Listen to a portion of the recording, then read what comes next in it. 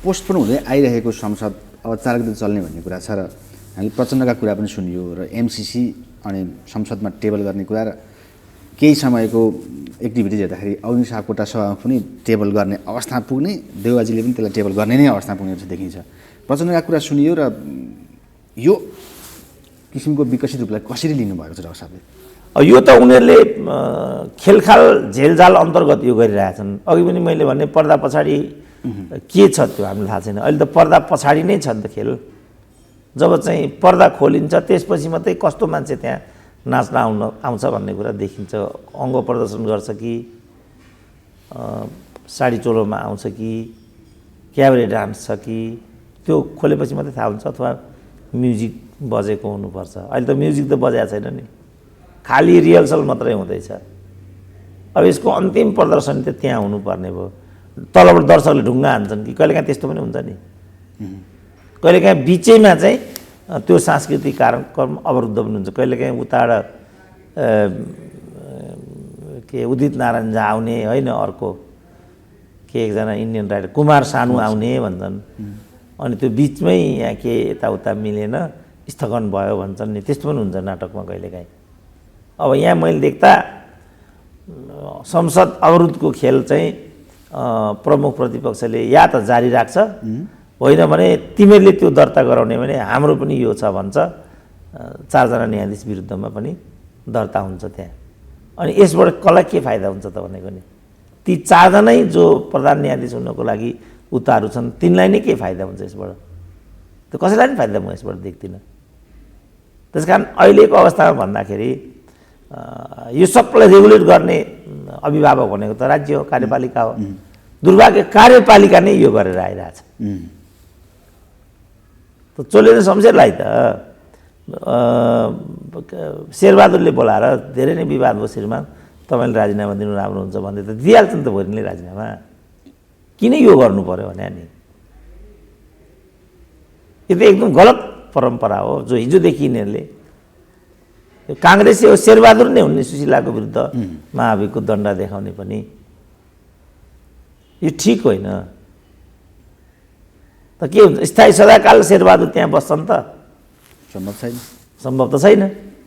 भोलि अर्को आउँछ यही गर्छ, अनि कसलाई चाहिँ यसले पे गर्छ? यसले लोकतन्त्र सुदृढ हुन्छ त? यसले लोकतन्त्रलाई चाहिँ शुद्धिकरण गर्छ त? त्यसो डाक्टर साहब, प्रचण्डले भनेका कुरा एमसीसीको बारेमा र पर्सीको टेबलिङको कुरा र अग्नि सापकोटा अलिकति लचक्कै भएको कुरा र देउबा लाग्यो भन्ने कुरा चाहिँ एमसीसी वास्तवमा के हुँदैछ त्यसोदेखि? होइन, अब एमसीसीबाट विषय डाइभर्ट गर्न पनि यो आएको हुनसक्छ। एकातिर एमसीसीलाई लिएर सरकारै जाने जस्तो कुरा प्रचण्ड भन्छन्, अर्कातिर सरकार समूह मिलेर चाहिँ यो अभियान ल्याउँछ भनेपछि यो अभियानलाई त्यहाँ प्रतिरक्षा कसले गर्छ त भनेपछि त यिनीहरूको बिचमा कुनै किसिमको दरार छैन भन्ने कुरा यहाँ देखिन्छ। अस्तिको अन्तर्वार्ता हेर्दाखेरि करिब करिब विषय दरारयुक्त छ भन्ने देखिन्थ्यो, तालमेल नै हुँदैन भनेपछि यहाँ ठुलो रहस्य छ भन्ने देखियो नि त। एकदमै गिजुलियो मात्रै भन्नु। यस त्यो रहस्य के हो त्यो नखुल्दासम्म के पनि भन्न सकिँदैन। यहाँ चरम अघिल्लो अन्तर्वार्ता त्यसो भन्छन् प्रचण्ड, भोलिपल्ट चाहिँ यस्तो किसिमको प्रस्ताव आउँछ भनेपछि यिनीहरूको सहकार्य त अझ परसम्म जान्छ भन्ने देखिन्छ। भनेपछि या त त्यो अन्तर्वार्ता नाटक थियो, होइन भने यो ठगियो भन्ने कुरा त प्रष्टै देखिन्छ। त भनेपछि कुनै प्रपञ्च अन्तर्गत चोलेन्द्र शमशेरलाई बलिको बोको बनाइनेछ भन्ने कुरा त छ्याङ्गै देखियो नि त।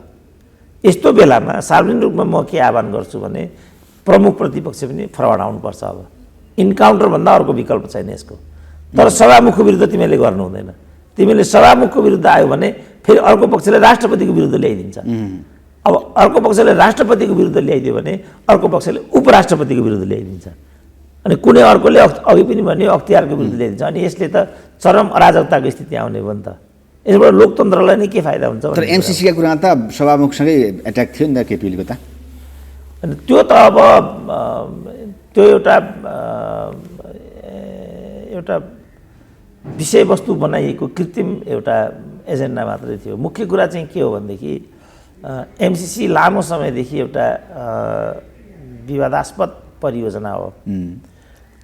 केपी ओलीको जहाँसम्म कुरा छ उनकै पालामा यसलाई हाउसमा लाने क्लज थपिएको भन्ने छ। अहिले प्रचण्डको एउटै कुरा मात्रै गुनासो के छ भने किन त्यो क्लज थपियो? मैले देख्दा केपीले यो युगान्तकारी काम गरेको भन्ने मलाई लाग्छ। किनभने कमसेकम हाउसमा लाने कुरा गर्नाले तपाईँ हामीले पनि थाहा पायौँ नि, यहाँ के रहेछ भन्ने कुरा थाहा भयो नि त। नत्र त भित्रभित्र एमसिसी भइसक्थ्यो, अमेरिकाले जे गर्नुपर्ने यहाँ गरिसक्थ्यो, भइसकेपछि मात्रै हामीले यो परिघटना थाहा पाउँथ्यौँ, यही नै हुन्थ्यो। त केपी ओलीले त्यो क्लज थपेर त युगान्तकारी काम गरे नि त। अब यो गर्ने बित्तिकै केपी ओलीको अनुमान भनिदिइहाल्छन्। प्रचण्डको गुनासो के छ भने केपी ओलीले यो गरेबाट नै यो समस्याको सूत्रपात भएको छ, अन्यथा उही रूपमा एमसिसी पारित गर्न हामीलाई केही पनि समस्या छैन भने सरकारले एमसिसी कम्पनीसँग कुरा गरेर त्यो क्लज थाँती राखिदिनु, एमसिसी अगाडि बढाइदिनु त। यही रहेछ नि त प्रचण्डको कुरा त। खालि त्यो एउटा क्लजमा न असहमति रहेछ, बाँकीमा त सहमति रहेछ। त्यसकारण मैले भने पहिला यो कुरा फोरफारक गर, अनि मात्रै एमसिसीको बहसमा जोडिनुको अर्थ हुन्छ। होइन भने अर्थहीन बहसमा जोडिएर कहाँ पुगिन्छ। मैले भनेको मलाई नै एमसिसीको दलाल भनिदिए। प्रचण्डको भनाइअनुसार यथास्थितिमा पास नगर्ने तर देउबाजीको अडान रहन्छ भनेदेखि नैतिक रूपमा हामी गठबन्धन छोड्न सक्छौँ पनि भने नि होइन भने। तर त्यसको भोलिपल्ट यो अभियोग आयो, यो महाअभियोग आयो, अब कसरी जुझ्ने त त्यसो भने? उनीहरू त एक ठाउँमा छन् भन्ने देखिन्छ यहाँ त। भने त पब्लिक कन्ज्युमसनको लागि मात्रै रहेछ भन्ने कुरा देखियो नि त। त्यसकारण राजनीतिमा भनिएकै छ, जुन कुरा गरिन्छ त्यो भनिँदैन, जुन कुरा भनिन्छ त्यो गरिन्छ। त्यो त 12 घण्टामै प्रचण्डको अन्तर्वार्ता र भोलिपल्ट ट्रु हो। त्यसकारण यिनीहरूकोमा त हामीले भर गर्ने अवस्था छैन। यिनीहरू कोही पनि भरलाग्दा मान्छे होइनन्, किनभने यिनीहरूले राजनीतिलाई धन्दा बनाएको छ, व्यवसाय। तपाईँ पसलमा जानुहोस्, के मात्रै भन्दैन पसलले, हजुर यो एकदम चाहिँ ओरिजिनल, एकदम राम्रो, यो केही पनि हुँदैन इत्यादि। मैले यसमा 25 रुपियाँभन्दा बढी नाफा खाएकै छैन। सत्य कुरा त्यही हो त। म एउटा यस्तो स्वेटर कम के हो, यो स्वेटर कम भेस्ट यस्तो किन्न गएँ विशाल बजार। ठ्याक्कै यही हो चिज। कति हो भनेर सोधेँ, 3500 भन्यो। मलाई महँगो लाग्यो। त्यसपछि एक दिन म भाटबाट नै सुपर मार्केट पुगेको थिएँ। माथि एउटा अन्तर्वार्ता थियो महाराजगञ्जमा, अलिकति समय बच्यो मलाई। त्यो बचेको समय प्रयोग गर्नु पऱ्यो भनेर म सुपर मार्केट छिरेँ। यही चिज थियो। कति हो भनेको 1200 भन्यो। 12 र 36 को बिचमा त 35 को बिचमा त ठुलो फरक पर्यो। अर्को पटक फेरि म त्यही विशाल बजार पुग्दाखेरि यसको त दाम त धेरै फरक पर्यो त बाबु, काहीँ 1200 भन्छन्, काहीँ 3500 भन्छन्। एउटै चिजमा त्यत्रो फरक पर्छ र भने मैले। उसले त सहजै के भन्यो भने तपाईँले भन्नुभएको खासाबाट आएको होला, अब यो हङकङबाट आएको हो, अब ओरिजिनल चिज र अनि यस्तो चिजमा त डुप्लिकेट चिजमा त फरक परिहाल्छ नि भन्यो। म चुप्प लाग्यो। ठ्याक्कै यही छ भन्छ त्यस्तो। अब यो त विश्वासको सङ्कट भयो। वास्तविकता के हो त्यो नबुझ्दासम्म त केही पनि भन्नु के भन्ने त। अब त्यसो भन्छौ खासाबाट आएको, अब बजारमा त्यस्तो छैन भन्नु पनि छैन। औषधि नक्कली हुन्छ भन्छन्। अब यो लत्ता कपडाको त के कुरा भयो, जहाँ औषधि नक्कली बिक्री हुन्छ। तपाईँ नक्कली औषधिमा पर्नुभयो भने अनि के हुन्छ त? अब बजारमा नक्कली औषधि छ भन्दैमा औषधि नै नकिन्ने कुरा नै हुँदैन। काहीँ न काहीँ त जानै पर्यो, जाने बित्तिकै फसिहालिन्छ। अहिले नेपालको राजनीति चाहिँ नक्कली औषधि, डेट एक्सपायर औषधि जस्तो भइरहेछ। अब यिनीहरूले चाहिँ घटनाबाट इतिहासबाट सिक्लान् कि भन्ने कुरा थियो। लास्टमा जुन किसिमको स्वेच्छाचारी शासकको रूपमा केपी ओली बदनाम भएका थिए, त्यसको विरुद्धमा चाहिँ यो परमादेश ल्याइएको थियो। किनभने कमजोरी नै कमजोरीको कडी भयो नि त नेपालको राजनीति। पछिल्लो पटक चाहिँ यिनीहरूले ठुलो कुरा गरेको हुनाले बा सिक्छन् कि घटनाबाट भन्ने हाम्रो अपेक्षा थियो। तर यो सब हरकतबाट उनीहरूले काहीँ पनि सिके जस्तो देखिएन। उनीहरूको एकदम एउटै यिनीहरूको फोकस पद प्रतिष्ठा कमाऊ। त्यसको लागि जे गर्नु परे पनि उनीहरूलाई अब भनौँ न यही कुराको विरुद्धमा त हामीले वामपन्थीलाई 2 तिहाईको सरकार दिएको हो नि त। अब उनीहरूले आफ्नै कारणले त्यो 2 तिहाईको सरकारलाई तहस नहस बनाए। स्थिरता र स्थायित्वलाई चाहिँ अङ्गभङ्ग गरियो। यसको जिम्मेवारी कसलाई दिने त? अब कसैले त गल्ती गरे होला नि त यसमा। ल केपी ओलीले गरे, त्यसो भने अहिले यो गल्ती होइन, यो केपी ओलीको चाहिँ गल्ती हो, अनि यो चाहिँ गल्ती होइन त्यसो भने गुण र दोष भनेको यही हो। त्यसकारण मैले के भने केपी ओलीले वास्तवमा प्रतिगमन होइन, स्वेच्छाचारी शासन मात्रै गरेका हुन्। अहिलेको चाहिँ सही अर्थमा प्रतिगमन हो। अहिलेको चाहिँ यिनीहरू सही अर्थका प्रतिगामी हुन्। किनभने यस्तो शेरबहादुरको विगत हेरौँ न, त अहिले शेरबहादुरको पार्टीलाई भन्दा बढी अदालतको स्वतन्त्रताको बारेमा कसलाई थाहा होला त? जहाँसम्म चोलेन्द्रको कुरा छ, चोलेन्द्रलाई प्रधान न्यायाधीश बनाएको त नेपाली काङ्ग्रेसले हो नि। त्यो पनि प्रश्न छ किन बनाएको भने पुनरावेदन अदालतका न्यायाधीशहरूमध्ये वरिष्ठतम न्यायाधीश यिनै थिए भाइ वरिष्ठ। अब उनलाई चाहिँ कुनै पनि किसिमको कारबाही इत्यादि हो भने जस्तो जे त्यहाँ बुँदा उठाएर, जस्तो भाग बन्न खोजे भन्ने छ, राष्ट्रिय मानवाधिकार आयोगको अध्यक्ष बनाए भन्ने छ, निरञ्जन कोइरालाको प्रकरणको कुरा आयो, बिचौलिया इत्यादिको भन्ने कुरा आयो होइन। त जुन बेला भयो त्यो बेला पो भन्नुपर्छ त। त्यो बेला उनीहरूले केही पनि भनेनन्। भागभण्डा किन श्रीमन्तमै भागभण्डा खोज्दै हिँड्ने न्यायाधीश भएर यस्तो पनि हुन्छ भनेर त्यति बेला पो भन्नुपर्छ त। निरञ्जनको केसमा तत्काल के हो भनेर स्पष्टीकरण लिनुपर्छ नि। त्यो बेला त्यति बेला मान्छेले प्रश्न उठाएका थिए। त्यति बेला हाम्रो एउटा विशाल भट्टराई भन्ने एमपी थिए एमालेका, यो प्रश्न उठाएका पनि थिए। के गरे फेरि ढाकछौ गरे। त्यो बेला महाभियोगको कुरा आएको थियो। त्यो बेला महाभियोगको कुरा आएको विषय तातै थियो नि त। उनको विरुद्ध स्वतः महाभियोग लाग्थ्यो र उनी त्यही बेला असान्दर्भिक हुन्थे। जब परमादेशमा आफूलाई सहयोग गरेनन् भन्ने लाग्यो, त्यसपछि अघि पनि भनियो कहिले बार उठाए, कहिले यिनीहरूले सार्वजनिक रूपमा आह्वान गरेको अरे प्रचण्डले। हामीले आह्वान गर्दा पनि नमानेको हुनाले हामी चाहिँ महाभियोगमा आइपुगेका। त्यसो भने उनीहरू 4 जना सत्ताधारी दलका 4 जना नेता उठेर, जस्तो अब अख्तियारको पनि कुरा छ, राजीनामा दिनु भन्ला, दिनु त प्रहरीको आइजिलाई राजीनामा दिनु त यिनीहरू त्यो नभन्लान् भन्नु त छैन त। यो गरिकन पदहरूको हुर्मत लिनु कस्तो हुन्छ भन्नेमा मात्रै मेरो झगडा हो। मेरो चोलेन्द्र शैलेन्द्र भन्ने कुरा होइन। यो राम्रो हुँदैन, राम्रो नजिर बसाउँदैन यसले। अब अहिले ऊ प्रहरीमै एआइजी पद दरबन्दी थप्ने भन्ने कुरा छ। किन निश्चित एआइजीलाई त्यहाँबाट किनारा लाउनु छ अथवा आइजी हुन नदिनु छ। अब सचिवहरूको हकमा हेर्नु अहिले कति 31 कि 32 जना चाहिँ सहसचिव सचिवहरू प्रधानमन्त्री कार्यालयमा थन्किएको, काम पनि केही छैन भन्ने छ। उतातिर गृह मन्त्रालयमा कानुन मन्त्रालयमा कुर्सी डङडङती खाली छन्। खालि आफ्नो पार्टीको सचिव भएन, सहसचिव भएन भनेर उनीहरू चाहिँ पोस्टिङ गर्न सक्दैनन्। त यसले कस्तो नजिर दिन्छ भन्ने चाहिँ हाम्रो भनाइ हो। यो तेरो मेरोको कुरा केही पनि छैन। यसले के लोकतन्त्रलाई वास्तवमा सुदृढ र सुनिश्चित अनि शुद्धता दिन्छ त? यहाँ मात्रै हाम्रो पृथक राय हो, पृथक भनाइ हो। त्यसो डाक्टर साहब अन्तिममा भन्नुहोस् न, आजदेखिको यो राजनीतिक हिसाबको कुरा गर्दा हजुरले भने जस्तै एमसिसी ठ्याक्कै अब पास हुन्छ कि हुँदैन होला त अबको अवस्थामा? एमसिसी त पास हुन्छ। हजुरले भन्नु भएको छ यो कुरा? एमसिसी पास हुन्छ, यसको लागि कुनै उपाय छैन। किनभने यो अमेरिकाले यसलाई आफ्नो ह्युमिलेसनको रूपमा लिन खोज्दैछ र उसले भन्ने पनि सक्यो, यदि तिमीले नगर्ने हो भने यसमा चाइना आयो भन्ने हाम्रो इम्प्रेसन हुन्छ, त्यसको जवाफ तिमीहरूले बिहोर्नुपर्छ भनि नै सक्यो। अब यस्ता लुतेले अमेरिकाको यत्रो आवाजलाई टाल्न सक्ला नि त? फेरि यसमा अमेरिकाको केही पनि गल्ती छैन। यो त इन्टायरली यिनीहरूले ल्याएको प्रोजेक्ट हो। उहीँ गइकन संसार गरिकन यिनीहरूले यो चाहिँ स्वीकारेका छन्।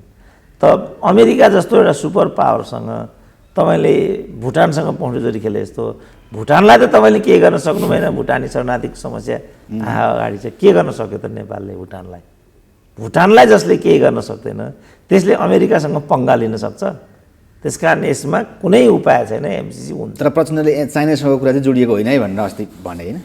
होइन, अब भन्दैमा हुन्छ र उसलाई लागिसक्यो त्यस्तो भने, तर भन्दैमा त्यो शङ्का नि, त्यस कारण विश्वसनीयता चाहियो। तर अमेरिकासित अलिक बढी डराएको जस्तो देखियो प्रचण्ड होइन? होइन, अब उनीहरूलाई डराएको सराएको केही होइन। उनीहरूलाई धर्म सङ्कट छ, उनीहरूलाई यिनीहरूका छोराछोरी अमेरिकै पढ्छन्, यिनीहरूको श्री सम्पत्ति अमेरिका नै छ। यिनीहरूको त मुख्य श्री सम्पत्ति छोराछोरी आफ्नो भविष्य र पद न हो, देश जनता भन्ने कुरा त केही होइन। भोलि अमेरिका त जानै पर्छ, अनि उति दोबामै थुनिदिन्छ। त्यही कारण सारा यिनका छोराछोरी अमित प्रचण्डको नाति नेपाल पढ्छ र ज्ञानेन्द्रको नाति त पुगिसक्यो हाम्रा छोराछोरी त यहाँ पढ्दैनन् अनि यिनका छोराछोरी यहाँ पढ्छन् त यिनको गन्तव्य त त्यही अमेरिका हो त्यही युरोप हो त्यसका लागि यिनीहरूले चाहिँ यो रिजर्भेसन राखेका हुन् नत्र डराएका आतेका किन त्यत्रो जनयुद्ध गरे खोइ डराए त कोहीसँग त्यो त समयले नै सिद्ध गरेर चाहिँ यिनीहरू डराउँदैनन् सेटिङमा गरे होला फलानु गरे होला मानियो तर टाउकाको मूल्य त तोकेकै थियो नि त त्यस कारणले यो डर भरको कुरा होइन स्वार्थ र लालचको कुरा हो त्यस कारण मैले भनेको छु निस्वार्थी मानिस मात्रै निडर हुन्छ जो स्वार्थी र लालची हुन्छ त्यो मान्छे त कायरै हुन्छ यी चाहिँ स्वार्थी र लालची भएको हुनाले जन्मजात यिनीहरू कायर छन् त्यसमा डिबेटै गर्ने कुरा भएन तर मुख्य कुरा चाहिँ के भने यसरी देशको भाग्य भविष्य र विश्वसनीयतालाई हातमा लिएर हिँड्ने अधिकार कुनै नेताले राख्छ कि राख्दैन भन्ने कुरा हो किनभने यो त राष्ट्रको संलग्नताको कुरा आयो नि त सम्पूर्ण संरचना बनिसकेको छ एमसिसीको नेपालमा लाखौँ रुपियाँ तलब खाने कर्मचारीहरू डिपुटेड छन् त्यहाँ अर्थ मन्त्रालय अन्तर्गत विभाग छ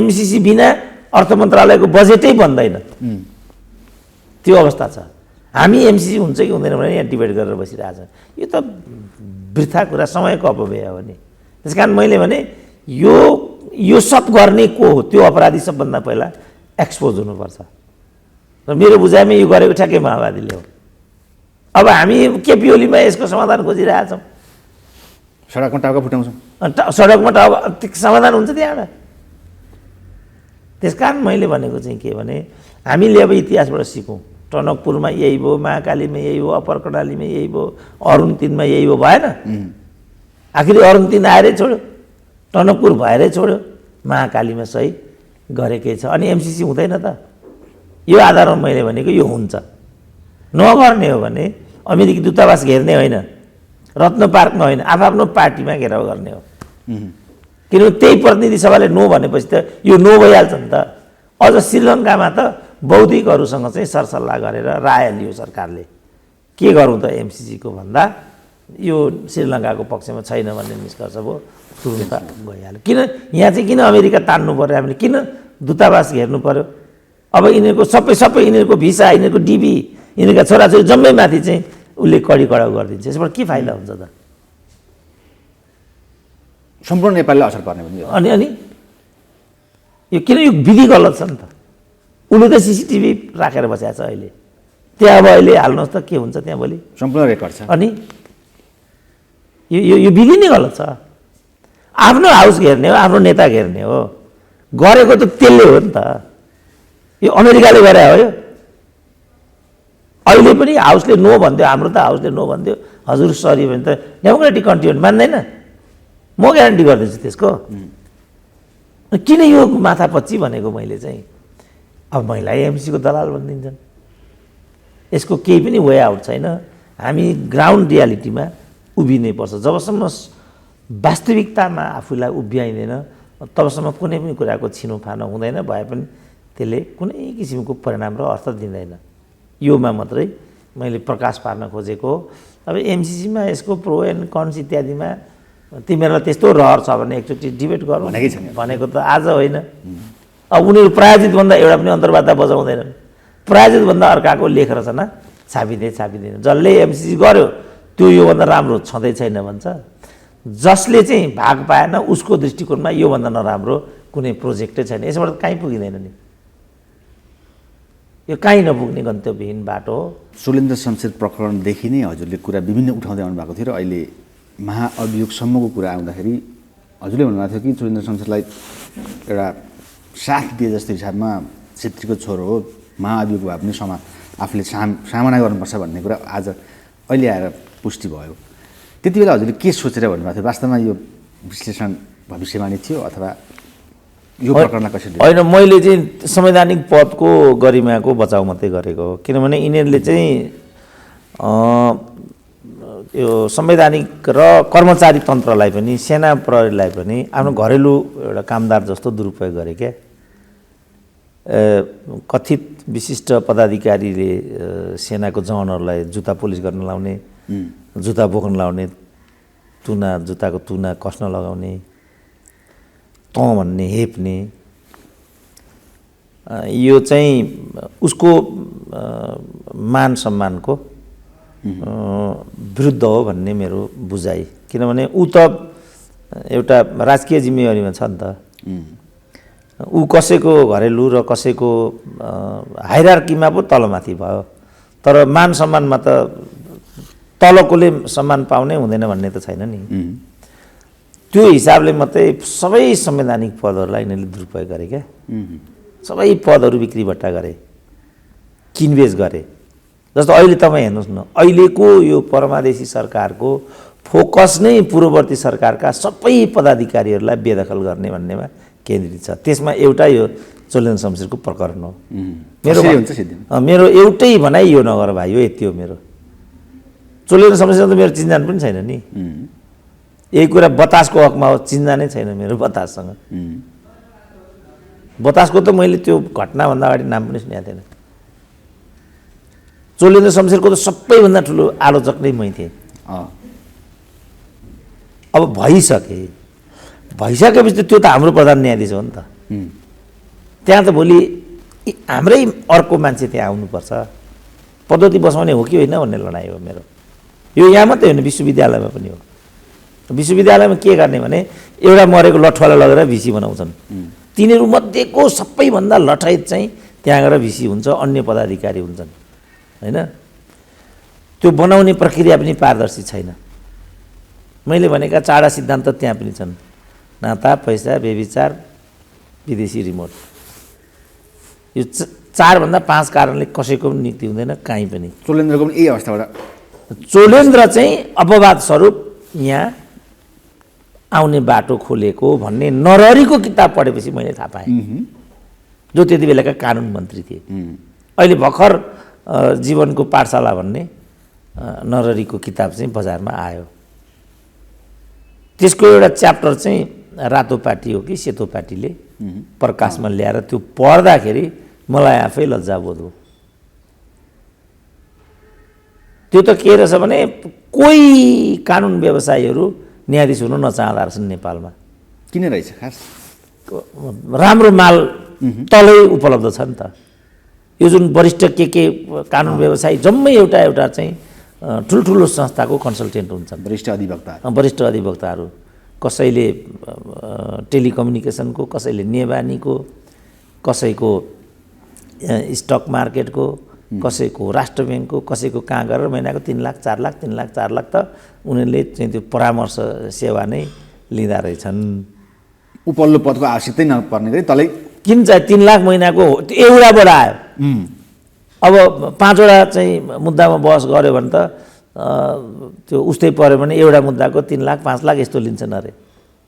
गाँजा व्यापारी, तस्कर, ज्यानमारा यस्तो जति पनि दिन्छ। जग्गा दलाल, बिचौलियालाई त जति पनि दिन्छ। मैले सुनेको कतिपय कानुन व्यवसायीहरूको 100 रोपनी जग्गा पनि छ अरे काठमाडौँभित्र, एउटै कानुन व्यवसायीको, जो हिजो चप्पल लाएर हिँड्थ्यो। अहिले चप्पल लाउने नेता यस्तो भयो भन्छन् नि हाम्रो धनराज गुरुङले। नेता मात्रै त्यस्तो भएको होइन, खरदारका घर हुन्छन् 7वटा काठमाडौँ। त्यसपछि नरहरीले त्यो किताबमा दिएको विवरण अनुसार घर घरमा गए न्यायाधीशमा आइदिनु पर्यो भनेर, कोही मान्दैन। अनि नमानेपछि के गर्ने त भन्दा पुनरावेदन अदालतबाट पिकअप गर्ने निर्णयमा उनी पुगे। पुनरावेदन अदालतमा 1 नम्बरमा चोलेन्द्रै रहेछन्।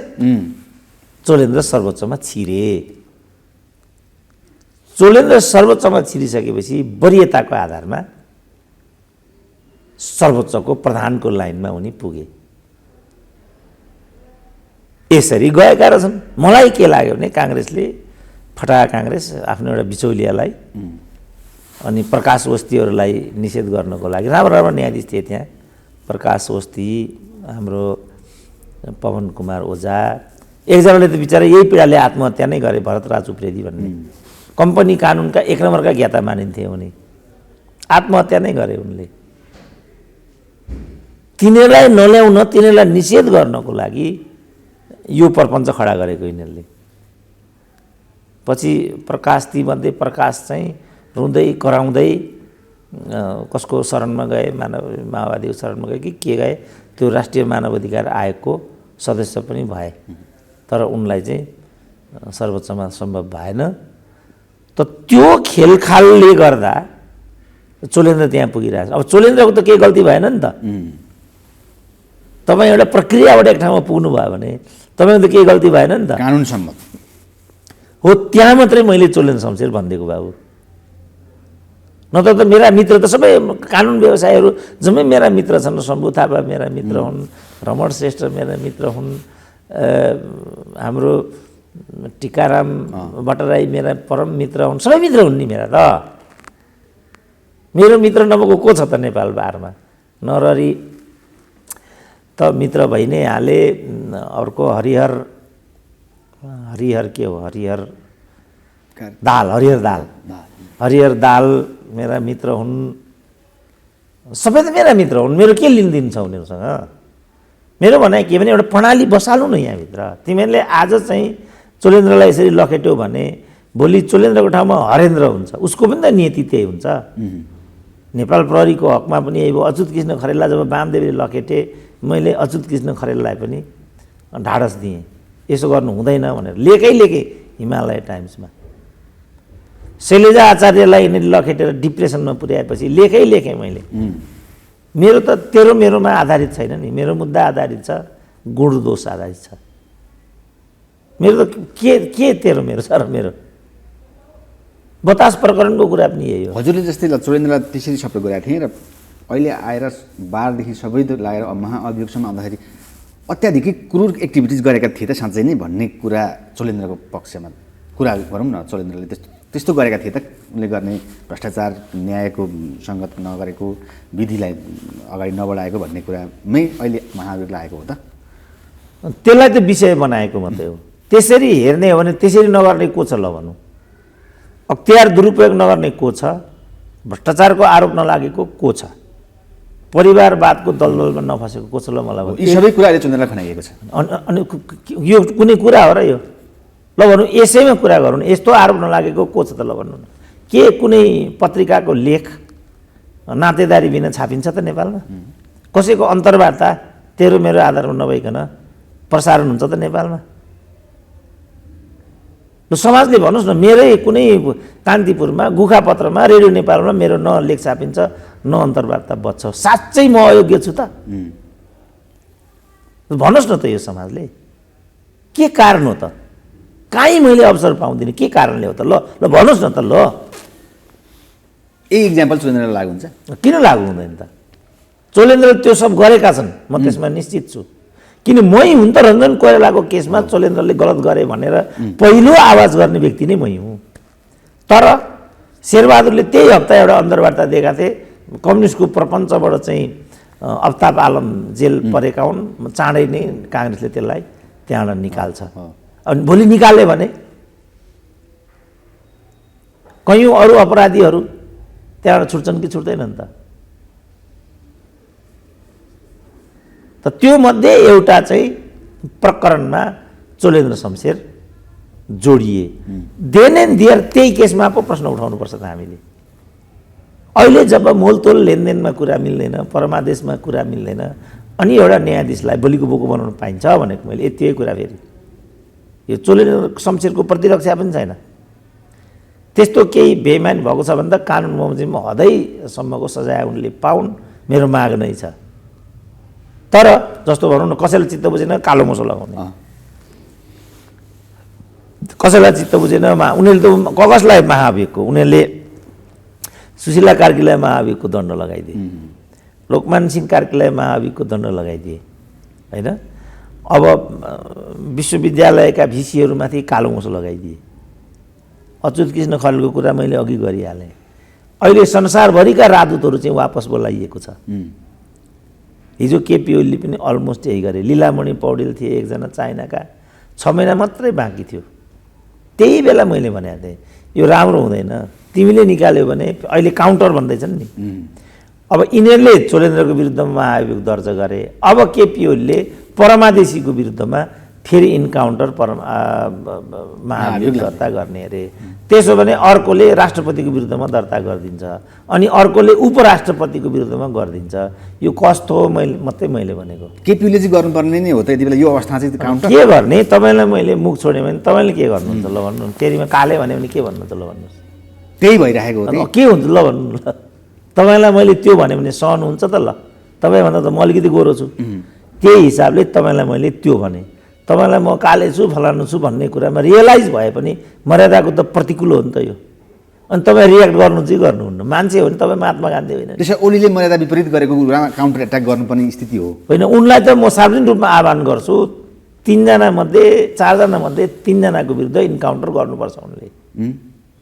4जना गऱ्यो भने फेरि उन चौथोमा जो प्रधान न्यायाधीश काम हुनेवाला छ त्यो उनकै पार्टीको हुन्छ, त्यो फलानाको लागि भनिहाल्छन्, फेरि त्यसको पनि अग्रमत लिइहाल्छन्। चौथोमा चाहिँ नपुग्ने, 3टालाई चाहिँ हान्ने नै हो, कुनै उपाय छैन। अब के गर्छन् त्यो चाहिँ उनको कुरा, म भए त्यही गर्ने। जस्तो अहिले म राष्ट्रपति भए म यी सबैलाई कोच दिन्थेँ यो स्थितिमा। अब उनले के गर्छन् त्यो म भन्न सक्दिनँ। यो अराजकता छाडा हो नि, गाई जात्रा गर्न पाइन्छ। लोकतन्त्र भनेको नाङ्गो नाच हो, लोकतन्त्र भनेको जे पनि गर्न पाइन्छ यसमा। तर अब उनले के गर्छन् त्यो त म भन्न सक्दिनँ। हजुरको गुण र दोषका आधारमा भन्ने भने अहिले अडियन्सले अब हेर्दाखेरि केपी ओलीको पक्षमा डाक्टर केसी लाग्यो भन्ने भन्न सक्छन् है। यो हिसाबमा चाहिँ अलिकति क्लियर पारिदिनु। होइन, केपी ओलीको चोलेन्द्रको विपक्षमा लाग्नुहुन्छ भने केपी ओलीको पक्षमा लाग्नु हुँदैन त। जस्तो म भन्छु नि पटक पटक, हिजो माओवादीलाई कुटी कुटी सिद्ध्याउनुपर्छ, दमन गर्नुपर्छ भन्थे होइन, किनभने यिनीहरू आतङ्ककारी हुन् भनेर 50 लाख रुपियाँ टाउकाको मूल्य तोक्थे। त्यति बेला हामीले यो ठिक हुँदैन, यो राजनीतिक विषय, यसलाई राजनीतिक तरिकाले ट्याकल गर्नुपर्छ। हिजो अस्ति विप्लवको विषय लिएर केपी ओली कहाँ पुगे होइन, म चाहिँ बालोटारमा, त्यति बेला विप्लवमाथि प्रतिबन्ध थियो। अनि त्यो चाहिँ कहाँ हो, त्यसको चाहिँ हिसाब हुँदैन। त्यस्ता कुरालाई मैले पचाइसकेँ। कसले के भन्छ भन्ने कुरा अब मेरो विषय हुँदैन। जसले जेसुकै भनोस्, मुख्य कुरा म आफ्नो ठाउँमा छुकी छुइनँ। एउटा रूपमती भन्ने उपन्यासमा सरदार रुद्रराज पाण्डेले एउटा लाइन दिएका छन्, कसैले के भन्ला कसैले के छोरी बोल्नेको मुख थुन्न सकिँदैन, तर सधैँभरि सुमार्गतिर लागेस् कुमार्गतिर भुलेर पनि नलागेस्। यो त सुमार्गको बाटो हो, म त्यो बाटोमा हिँडिरहेको हुँ। बिचमा के कुडा कर्कट फोहोर पात पतिङ्गर आउँछन्, कहीँ मैले फड्के तर्नु पर्ला, कहीँ पुल नभए बास बस्नु पर्ला, तर म त्यसमा अविचलित हिँडेको यात्री हुँ। कसले के भन्ला भन्ने कुरा, कसैले दरबारिया भनिरहेछ, कसैले माओवादी भनिरहेछ, कसैले के भनिरहेछ, यस्ता बिचौलिया फटाहरूको पछाडि लागेर साध्य हुन्छ। अब यिनीहरू त नाङ्गिसके नि। अब यिनीहरू के रहेछन् हामी के रहेछौँ भन्ने कुरा अहिले पनि प्रश्नको विषय छ र छैन नि। तपाईँ सोसियल मिडियामै हेर्नुभयो भने सुरुमा जे रवैया लिएर क्रिया प्रतिक्रिया दिन्थ्यो, अहिले तपाईँ त्यस्तो पाउनुहुन्न नि। कारण त्यही हो, किनभने हामी त अविचलित हिँडिरहेछौँ नि। हाम्रो एउटा गन्तव्य हो, हाम्रो एउटा यात्रा हो। यिनीहरूको के हो, खान्ते पिन्ते कुरा हो। यो लेनदेन नमिल्ने बित्तिकै यिनीहरू चाहिँ एकदम बौखलाउँछन्। अनि पैसाको पोको पदको पोकोले फालिदिने बित्तिकै यिनीहरू फेरि मुर्झाउँछन्। अनि फेरि जब त्यो तन्द्राबाट बिउजिन्छन् अनि एकैचोटि हाय न्यायाधीश, हाय फलानु भनेर उनीहरू आइपुग्छन्। त मूल्य निर्माण गर्नु पर्यो। लोकतन्त्रमा त मूल्य निर्माण गर्ने कुरा हो नि। अभ्यासद्वारा प्रणालीलाई सुदृढ गराउने, सुनिश्चित गराउने, त्यो हो नि त लोकतन्त्र भनेको।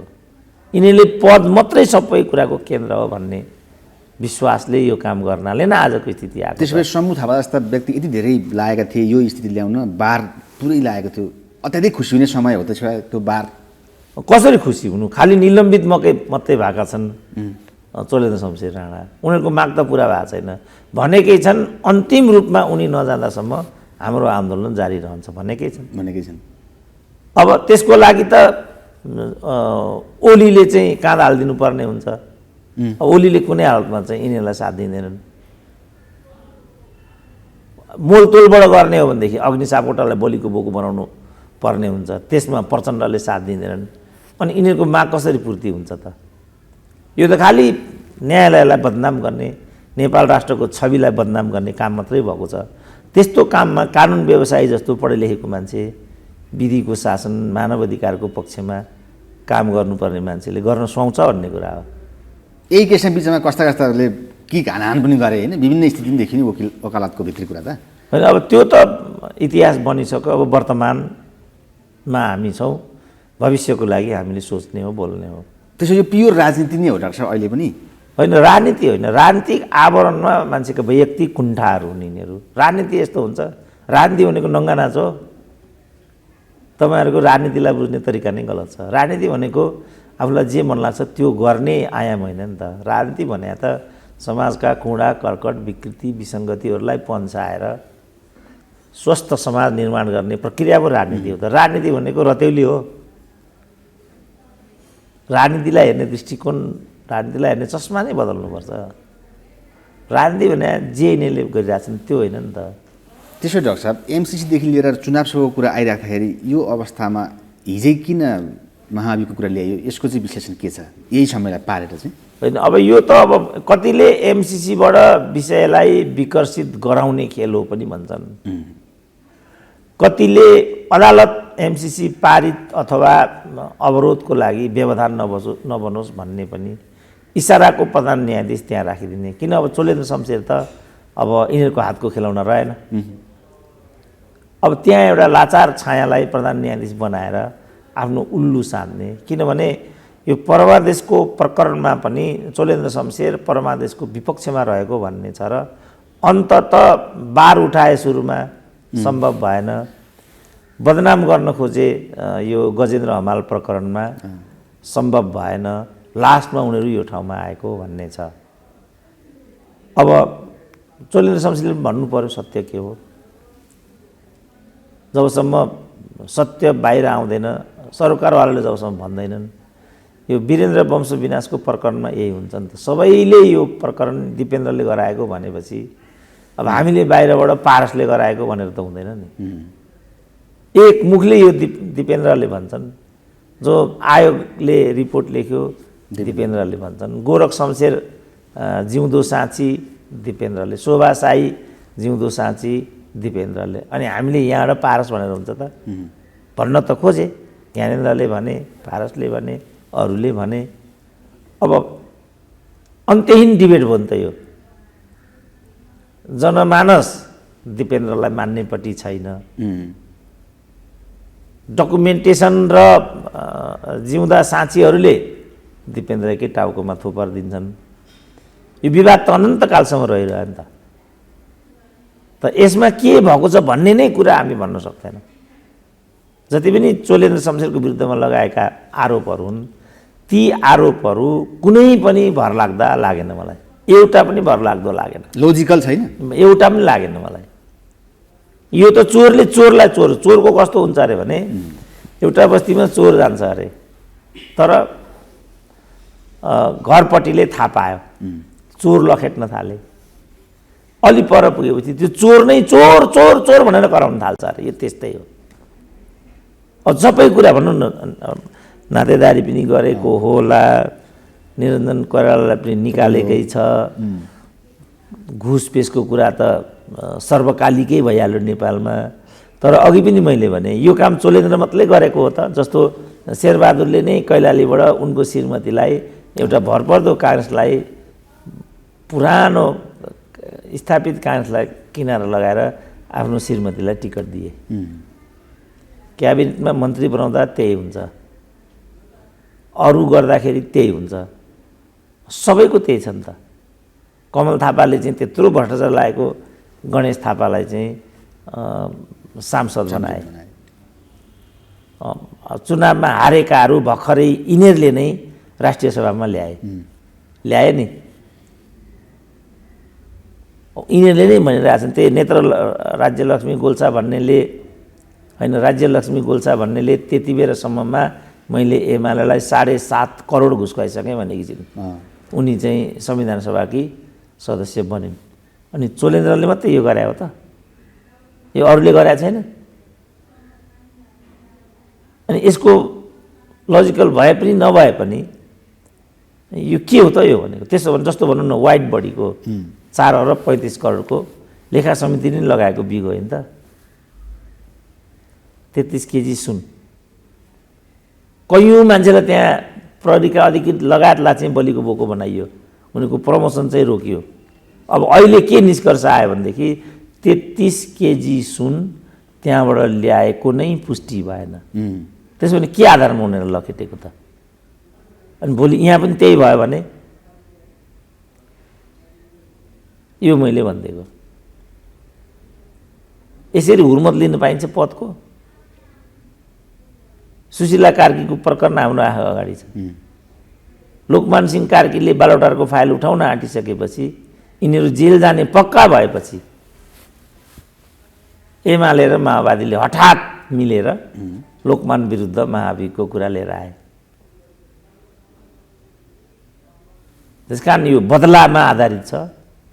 परमादेशीहरूको एउटा ग्याङले यो गरेको हो। देशको सर्वोच्चको प्रधान न्यायाधीश जस्तो पदमाथि यो गर्नु भनेको त्यो पदको गरिमाको अवमूल्यन हुन्छ। यसले नराम्रो परम्परा बस्छ, बदलाकारी भावना आउँछ भन्ने कुरा तपाईँले भन्नुभयो। इन्काउन्टरको सम्भावना पनि छ। अब अरू पनि फेरि इन्काउन्टर शिकार हुने भए अनि त्यहाँभित्रको चाहिँ संरचना भत्किने भयो, बिग्रिने भयो, वरियता बिग्रिने भयो। यो सबै त्यसो गरेर सर्वोच्च खाली गराउने र आफ्ना गुमस्ताहरूलाई, आफ्ना लठुवाहरूलाई त्यहाँभित्र हुल्ने प्रपञ्च जस्तो मलाई लाग्छ। यो चाहिँ गर्न पाइँदैन। हाम्रो कुरा यो छापामार शैली नै गरेको हो। यो अब छापामार अब शेरबहादुर शेरबहादुरले भनौँ यो के हो, किन यो गरेको त शेरबहादुरले नै हो। शेरबहादुरको पार्टी यसमा अगुवाई गरिराखेको छ। शेरबहादुरले नै चोलेन्द्र शमशेरलाई, त्यही पार्टीले चोलेन्द्र शमशेरलाई त्यहाँ पुर्याइराखेको छ। संसदीय सुनवाई समितिले नै ओके गरेको पद हो त्यो। पार्टीको सिफारिस छ, पार्टीको कोटाबाट प्रधान न्यायाधीश भइराखेका छन्। संसदीय सुनवाई समितिले सदर गरिरहेछ। अब अहिले त्यही संसदले चाहिँ महाभियोगको कुरा गर्छ भनेपछि आफै निकम्मा भइएन। तपाईँले मलाई अन्तर्वार्ता लिन बोलाउनु भयो अनि अन्तर्वार्ता लायक भनेर त यहाँ ल्याउनु भएको छ। तपाईँको जोड कोण चाहिँ यो अन्तर्वार्ता दिन लायक नै होइन भन्नेतिर जान्छ भनेदेखि तपाईँले गर्न खोजेको के भन्ने कुरा आयो क्या त। म लायक छैन भने त यहाँ नल्याए पनि भयो। त्यति बेला म एउटा पाक्षिकमा काम गर्थेँ। कहिलेकाहीँ मेरो लेखलाई लिएर सम्पादकसँग नोकझोक हुन्थ्यो। अनि उसले के भन्थ्यो भने तपाईँको लेख प्रकाशित हुन लायकको छ भन्ने नभएको भए त तपाईँलाई म कलमिस्ट नै राख्ने थिइनँ। तपाईँ त्यो डिजर्भ गर्नुहुन्छ। तर यो लेखलाई अझ राम्रो कसरी बनाउन सकिन्छ, यसलाई अझ प्राञ्जल कसरी गर्न सकिन्छ भन्ने मात्रै मेरो अभिप्राय हो भनेपछि म चुप लाग्थेँ। मेरै लेखलाई राम्रो बनाउन सम्पादक प्रयास गरिराखेको छ भने मैले रियाक्ट हुने त कारण छैन नि त। उसले आफ्नो लागि त्यो गरेको छैन नि। त्यो त मेरै लेख राम्रो होस् भन्नको लागि। प्रकारान्तरले त उसकै राम्रो हुने भयो, किन ऊ नै सम्पादक हो। तर मेरो लेख राम्रो हुनुले मलाई के घाटा थियो र? के पनि घाटा थिएन नि। म चुप लाग्थेँ भने चाहिँ यो सब परिपाटीको लागि भए, यो सब मूल्यको लागि भए कुरा अर्कै हुन्थ्यो। तर यो सब स्वार्थको लागि छ। तर स्वार्थको लागि कसैले चाहिँ कुनै पदको हुर्मत लिने निर्णय गर्छ भने हामी त्यहाँ उभिन सक्दैनौँ। यो गलत हुन्छ। यो नराम्रो नजिर बस्छ। यसले स्वयं कर्ताहरूलाई फाइदा छैन। जसले यो गरेको तिनीहरूलाई नै यसबाट फाइदा छैन। हाम्रो भनाइ चाहिँ यति मात्रै छ। घटी बढी बुझेको भए यो उनीहरूको समस्या हो। केपी ओलीले चाहिँ यो महाभियोग निर्वाचन भान्ने अभिप्रायले हो भन्ने कुरा गर्नुभयो। यो कतिको लोजिकल अथवा कतिको देखिन्छ भविष्यमा हेर्दाखेरि? अब त्यो निर्वाचनसँग यो सम्बन्धित हुने जस्तो मलाई लाग्दैन। किनभने अब निर्वाचनको विरुद्धमा मानिलिउँ रिट पर्छ दाहिने देब्रे भनेर। अब त्यसमा अदालतले हस्तक्षेप गरेर दाहिने देब्रे भनिदियो भने अथवा निर्वाचन आयोगको यो निर्वाचन सम्बन्धी तिथिमिति अरू कुरा घोषणा बोली वचन नै गलत छ भनेर उसले चाहिँ रुलिङ गरिदियो भने त्यो अवस्थामा मात्रै निर्वाचन भाडिने हो। होइन भने अब निर्वाचनको कुरा निर्वाचन आयोगको हातमा गइसक्यो, यिनीहरूको हातमा छैन भन्ने लाग्छ मलाई। त्यो हिसाबले निर्वाचनसँग यो सम्बन्धित नहुनु पर्ने हो। अब भित्र काहीँ कतै यिनीहरूले कुना काप्चाबाट त्यस्तो दुराशय पनि बोकेको भए, किन यिनीहरू त काहीँ पनि मूल्यमा नअडिने मान्छेहरू हुन्। सबै ठाउँमा यिनीहरू निहितार्थबाट परिलक्षित मान्छेहरू हुन्। त्यो भएको हुनाले अब यिनीहरू कहाँसम्म पुग्छन्, केसम्म गर्छन्। जस्तो मैले भने नि, अब यसको विरुद्धमा इन्काउन्टर गर्ने चाडा न्यायाधीशको विरुद्धमा यिनीहरूले चाडा ल्याउने बित्तिकै अर्कोले फेरि राष्ट्रपति विरुद्ध सोच्ला। अर्कोले राष्ट्रपति विरुद्ध सोच्ने बित्तिकै यिनीहरूले फेरि सभामुखको विरुद्ध सोच्लान्, यिनीहरूले सभामुखको विरुद्ध सोच्ने बित्तिकै उनीहरूले फेरि उपराष्ट्रपति विरुद्ध सोच्लान्, कुनै अर्कोले गएर अख्तियारको विरुद्ध दर्ता गरिदिएला अनि यसले कहाँ पुर्याउँछ त हामीलाई? यो त सरकारले नै नियमन गर्नुपर्ने, नियन्त्रण गर्नुपर्ने, संयमित हुनको लागि भन्नुपर्ने, दुर्भाग्यले यसको अगुवाई स्वयं सत्ताधारी दल गर्दैछ। प्रचण्डले त भनिसके कि अब यो सरकारसँग हामीले पन्छिनुपर्ने स्थिति पनि आउन सक्छ, सभामुखले नै पनि राजीनामा दिनुपर्ने स्थिति हुनसक्छ भनिसके। अनि किन यो सब गर्नु पर्यो त? त्यो प्रक्रिया र अभिव्यक्ति बजारमा नसुक्दै यो हठात कहाँबाट आइपुग्यो? यसबाट के लाग्छ भने कुनै प्रपञ्च अन्तर्गत यो भएको छ। अघिल्लो रात प्रचण्डले यो कुरा सङ्केतै गरिरहेका छैनन्, उल्टो राजीनामा दिनु पनि पर्ने हुनसक्छ भनिराखेका छन्। अब यो कहाँबाट आयो त फेरि? यो उनले ती सबै पदहरू स्थायी होइनन्, जसरी केपी ओलीले पदमा झुम्मिने एउटा गृहस्था गर्थे, त्यो होइन भन्ने कुरा त प्रचण्डले त खुल्लम खुल्ला भनिरहेछ। जब त्यो हो भने जब एउटा राणा छोराले 9 महिनाको लागि एउटा सर्वोच्चको त्यही पनि कुनै अहिले अख्तियारी प्रयोग गरिरहेछन्, उनले कुनै बेन्च सेयर गर्दैन, उनका न्यायाधीशहरू अलग थलग छन्, सामाजिक मर्यादा छैन, केही छैन, त्यो एउटा झन्डा त हल्लाएर हिँडिरहेछ। त्यतिमै यति आक्रामक हुनुपर्ने त केही कारण म देख्दिनँ। त्यसकारण यसमा कुनै ठुलो प्रपञ्च पनि हुनसक्छ, अस्तव्यस्तता ल्याउने सिस्टमिक कोल्याप्सको एउटा सम्भावना एकजना राजनीतिशास्त्रीले देखाएका पनि त्यही जो नै, न त्यतातिर गइरहेछ कि चिज कुनै एउटा रहस्यको चपेटामा विषय जाने जस्तो म देख्दैछु। अब त्यो रहस्यको पर्दा नखुल्दासम्म यो के हो भन्न सकिँदैन। बाहिर चाहिँ खालि एउटा महाभियोगको नाटक देखियो, यसलाई त केपी ओलीले अझै निरस्त गरिदिन्छन्, किनभने परमादेशी न्यायाधीशहरूको विरुद्धमा पनि त्यहाँ महाभियोग दर्ता हुन्छ निश्चित छ। अनि त्यसबाट ती परमादेशी न्यायाधीशहरूलाई के पे गर्छ?